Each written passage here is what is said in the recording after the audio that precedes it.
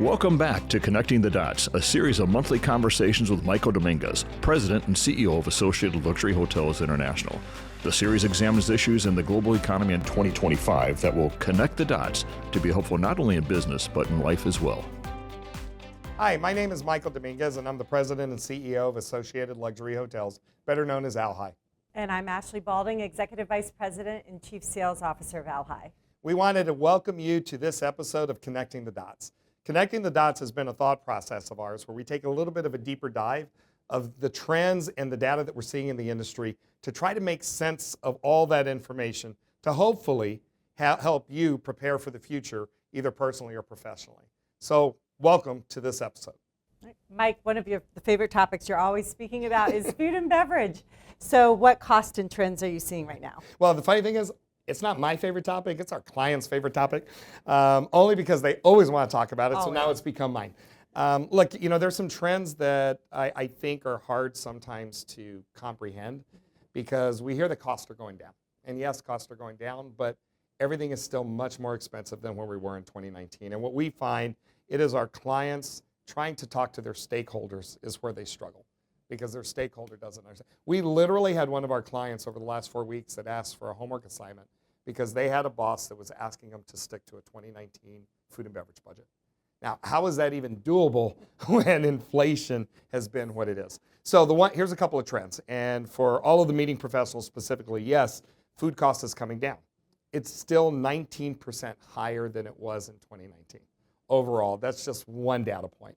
But we look at things, and they're the things you really don't look at. And everything that's impacting food cost right now has to do with warmer weather conditions around the world. This has to do with Europe having 2 really warm summers, the Mediterranean having a really warm summer, South America having some really dry weather. So what has that done? Here are the things that have really increased. I cannot believe I'm talking about eggs once again, but eggs are more expensive. And why are eggs more expensive? Because we put down 20 million birds with a bird flu here in the United States. Now, the good thing is birds repopulate really fast. So it won't be here long, and we'll get that down. But at least for the next 9 months, it's going to be a little bit of a headwind. But the things we don't think about, coffee has skyrocketed. The price of coffee beans has skyrocketed literally just in the last 4 months. And that has to do with droughts, again, in South America. Olive oil they call liquid gold, and it's called liquid gold because it is so expensive because of the droughts in the Mediterranean. True story, one of our clients actually sent me an article, and I'm now using it in my presentations. Some thieves in Houston stole an 18-wheeler full of olive oil because it was worth $2.5 million. Oh, wow. That's the crazy part, but that's how expensive olive oil is. And as expensive as that is, what's even more expensive is cocoa beans, which means chocolate is really expensive right now. And that is continuing to impact. And then probably last but not least is orange juice is 5 times more expensive than it was in 2019. And that has to do with the hurricanes we've had in Florida over the last few summers. Continues to bring down crops, and it's going to continue to keep pricing up.